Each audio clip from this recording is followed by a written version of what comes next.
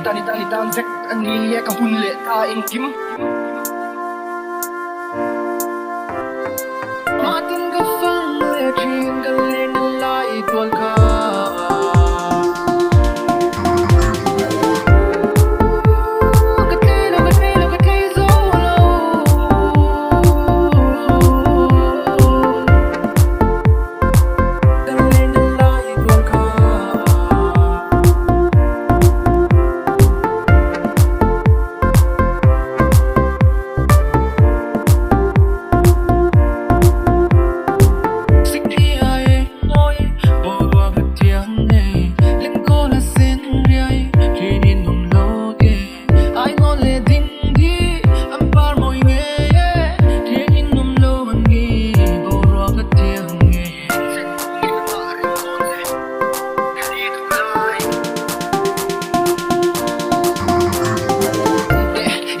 itan vek